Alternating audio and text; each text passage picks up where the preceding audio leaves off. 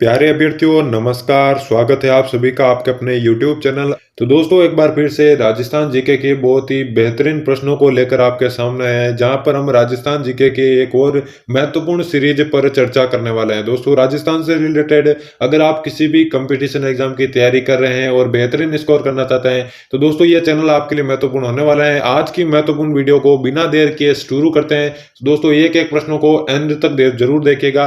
पहला क्वेश्चन आपकी स्क्रीन के सामने है। पूर्ण राजस्थान में बहने वाली सबसे लंबी नदी का नाम है, यानी कि ऐसी नदी जो केवल राजस्थान में ही बहती है वो सबसे लंबी नदी। पहला है माही, दूसरा बनास, तीसरा बाणगंगा, चौथा है लूणी। कौन सी आपका राइट आंसर हो जाएगा? दोस्तों पूर्ण रूप से राजस्थान में बहने वाली सबसे लंबी नदी आपकी बनास नदी हो जाएगी, जबकि राजस्थान में बहने वाली सबसे लंबी नदी का पूछे तो वो चंबल होगी। ठीक है ना, दोनों प्रश्नों को अलग से समझेगा। इसका आंसर बनास होगा, दूसरा ऑप्शन बिल्कुल करेक्ट हो जाएगा। बढ़ते हैं अगले प्रश्न की ओर। राजस्थान का भीष्म पितामह किसे कहा जाता है?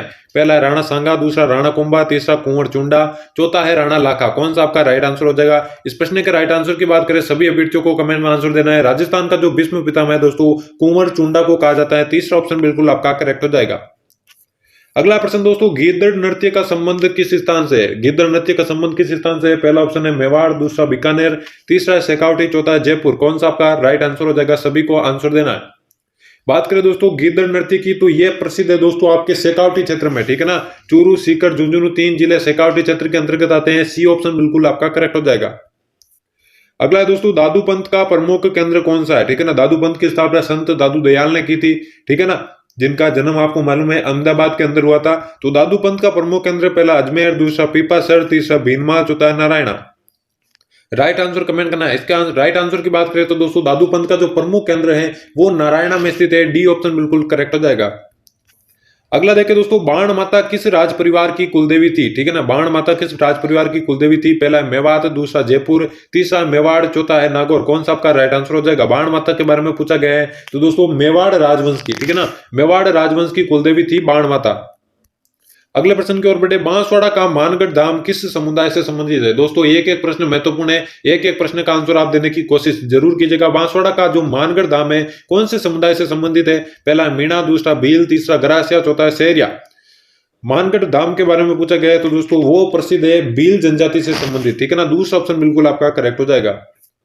अगला दोस्तों, राजस्थान की मरुभाषा कहलाती है। ठीक है ना, राजस्थान की मरुभाषा किसे कहते हैं? पहला मेवाड़ी को, मारवाड़ी को, ढूंढाड़ी को या फिर मेवाती को। किसे राजस्थान की मरुभाषा कहते हैं? तो दोस्तों राजस्थान में सर्वाधिक बोले जाने वाली जो भाषा है वो मारवाड़ी है और इसी को जो है राजस्थान की मरुभाषा कहा जाता है। दूसरा ऑप्शन बिल्कुल करेक्ट हो जाएगा।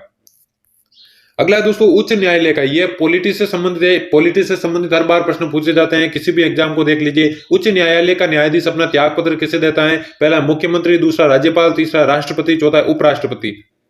पूछा गया दोस्तों उच्च न्यायालय का न्यायाधीश। अब बात करते हैं दोस्तों, चाहे उच्च न्यायालय का न्यायाधीश हो या फिर उच्चतम न्यायालय का न्यायाधीश हो, सभी जो अपना त्याग पत्र है वो दोस्तों राष्ट्रपति को ही देते हैं। ठीक है ना, सी ऑप्शन बिल्कुल आपका करेक्ट हो जाएगा। अगले प्रश्न की ओर बढ़े दोस्तों। अगला प्रश्न है, राजस्थान वित्त निगम की स्थापना कब की गई? राजस्थान वित्त निगम की स्थापना, चार ऑप्शन दिए गए हैं। पहला 1955, दूसरा 1956, तीसरा 1960, चौथा है 1958। राजस्थान वित्त निगम की बात की गई है दोस्तों तो इसका जो राइट आंसर हो जाएगा वो हो जाएगा 1955। ठीक है ना, पहला ही ऑप्शन बिल्कुल आपका करेक्ट हो जाएगा। अगला दोस्तों, निम्नलिखित में से कौन सी रचना मीराबाई की है? साहित्य से संबंधित प्रश्न है। कौन सी रचना इनमें से मीराबाई की है? पहला सखी, दूसरा बीजक, तीसरा शबद, चौथा है पदावली।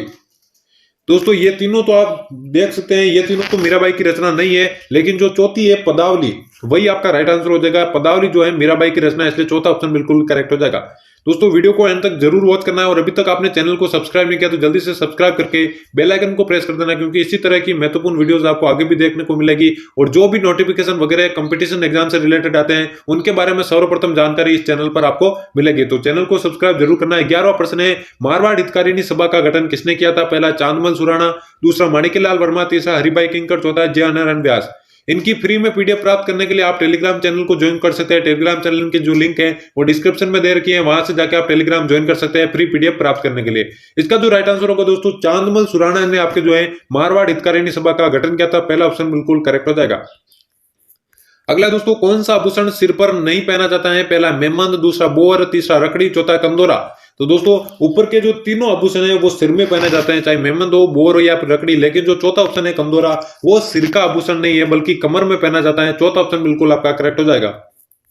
अगला दोस्तों, राजस्थान में मीणा जनजाति सर्वाधिक कहाँ पाई जाती है? आपको मालूम है मीणा जनजाति जो है आपके राजस्थान के पूर्वी क्षेत्र में पाई जाती है, लेकिन यहाँ पे जिले दे रखे हैं, कौन से जिले में सर्वाधिक पाई जाती है? पहला सीकर, दूसरा जयपुर, तीसरा कोटा, चौथा है अलवर। तो दोस्तों, राजस्थान में जो मीणा जनजाति है वो सर्वाधिक जयपुर जिले में पाई जाती है। दूसरा ऑप्शन बिल्कुल करेक्ट हो जाएगा। अगले प्रश्न की ओर बढ़े। अगला प्रश्न है, सुशीर वाद्यों में सर्वश्रेष्ठ है? आपको मालूम है सुशीर वाद्य जो हवा से फूंक मारकर बजाए जाते हैं मुंह से, उन्हें सुशीर वाद्य कहते हैं। पहला है शहनाई, दूसरा अलगोजा, तीसरा सतारा, चौथा है मोरचंग।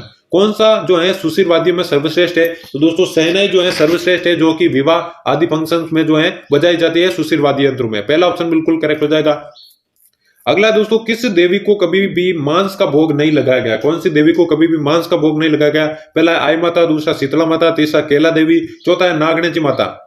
तो दोस्तों, केला देवी जो माता है जिनका मंदिर करौली में बढ़ता है, उनको जो है कभी भी मांस का भोग नहीं लगाया गया, इसलिए सी ऑप्शन बिल्कुल आपका करेक्ट हो जाएगा।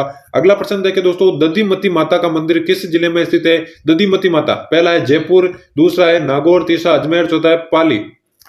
आपको बता दें दोस्तों, दधी माता जो माता का मंदिर है वो नागौर जिले में स्थित है। नागौर का एक प्रसिद्ध स्थान है गोट मांगलोद, ठीक है ना, ये भी आपको याद रखना है, गोट मांगलोद।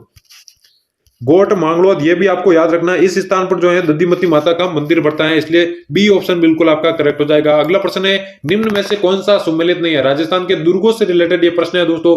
मेहरानगढ़, जोधपुर, जूनागढ़, बीकानेर, रणथंभौर, सवाईमाधोपुर, लोहागढ़ और जैसलमेर। कौन सा आपका राइट आंसर हो जाएगा?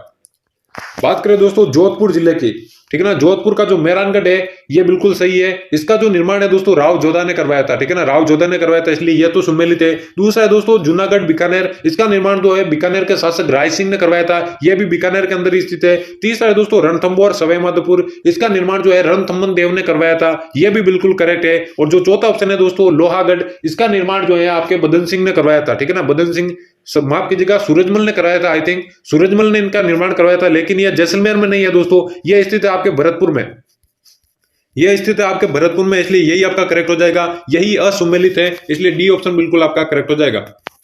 अगला दोस्तों 18वां, राजस्थान के एकीकरण के समय जोधपुर के शासक कौन थे? राजस्थान के एकीकरण के समय जोधपुर के शासक, पहला हनुवंत सिंह, दूसरा उदयबान सिंह, तीसरा शार्दुल सिंह, चौथा भीम सिंह। बात करें दोस्तों राजस्थान के एकीकरण के समय जोधपुर के जो शासक थे उनका नाम है दोस्तों हनुवंत सिंह, पहला ऑप्शन बिल्कुल करेक्ट ऑप्शन है। अगला दोस्तों, राजस्थान जाट क्षेत्रीय सभा कब बनाई गई थी? राजस्थान जाट क्षेत्रीय सभा, पहला 1911, दूसरा 1930, तीसरा 1931, चौथा 1938। कौन सा आपका राइट आंसर हो जाएगा? बात करें दोस्तों राजस्थान जाट क्षेत्रीय सभा की, इसकी स्थापना जो है 1931 में की गई थी, सी ऑप्शन बिल्कुल आपका करेक्ट आंसर हो जाएगा। अगला दोस्तों, कच्छवा राजवंश की प्रथम राजधानी थी, इसे आप कच्छवा वंश भी कहते हैं, जयपुर वंश भी कह सकते हैं, आमेर राजवंश भी कह सकते हैं, ठीक है ना, सभी इसी के नाम है। तो कच्छवा वंश की प्रथम राजधानी कौन सी थी? पहला अलवर, दूसरा जयपुर, तीसरा दौसा, चौथा आमेर। तो दोस्तों कच्छवा राजवंश की जो प्रथम राजधानी थी वो थी दौसा, सी ऑप्शन बिल्कुल आपका करेक्ट हो जाएगा।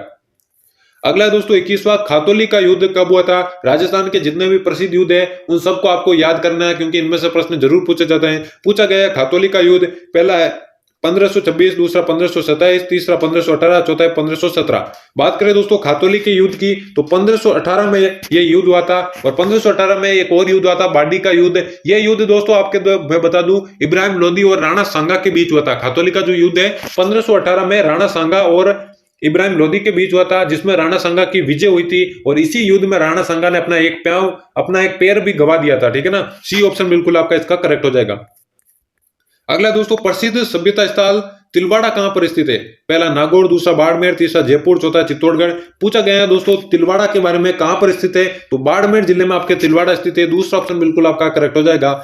उम्मीद करता हूं दोस्तों वीडियो पसंद आ रही होगी। वीडियो पसंद आ रही है तो वीडियो को लाइक कर दीजिए और चैनल को सब्सक्राइब कर दीजिए। अगला प्रश्न है दोस्तों, कौन सा शहर राजस्थान का हृदय कहलाता है? पहला है नागौर, दूसरा अजमेर, तीसरा जयपुर, चौथा है कोटा। बात हो रही दोस्तों राजस्थान के हृदय की, तो अजमेर जिले को आपका जो है राजस्थान का हृदय कहा जाता है, क्योंकि बीचों बीच में यह है, ठीक है ना, बी आपका बिल्कुल राइट ऑप्शन हो जाएगा। अगला प्रश्न देखिए दोस्तों 24वां है, राजस्थान में ये दोस्तों जनसंख्या से रिलेटेड है, ठीक है ना, जनगणना से रिलेटेड है, जनसंख्या से रिलेटेड है। राजस्थान में 2011 में महिला साक्षरता दर कितनी रही थी? सेकंड ग्रेड 2011 में आया हुआ प्रश्न है। 2011 की जनगणना के अनुसार आपको बताना है, पहला 66.0%, दूसरा 79.2%, तीसरा 52.1%, चौथा है 76.38%। पूछा गया दोस्तों महिला साक्षरता दर की, तो 52.1% जो है महिला साक्षरता दर रही थी 2011 में, सी ऑप्शन इसलिए बिल्कुल करेक्ट हो जाएगा।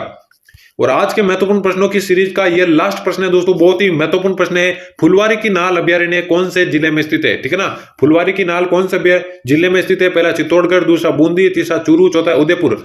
आप सभी नोट कर लीजिए दोस्तों, फुलवारी की नाल अभ्यारण्य जो है उदयपुर जिले में स्थित है, इसलिए चौथा ऑप्शन आपका बिल्कुल करेक्ट हो जाएगा। तो दोस्तों यहां पर हमारे 25 महत्वपूर्ण प्रश्नों की सीरीज समाप्त होती है। आगे भी इसी तरह की महत्वपूर्ण वीडियोस आपको इस चैनल पर देखने को मिलेगी, इसलिए चैनल को सब्सक्राइब करके बेल आइकन को प्रेस कर देना आगे भी इसी तरह की महत्वपूर्ण वीडियोस पाने के लिए।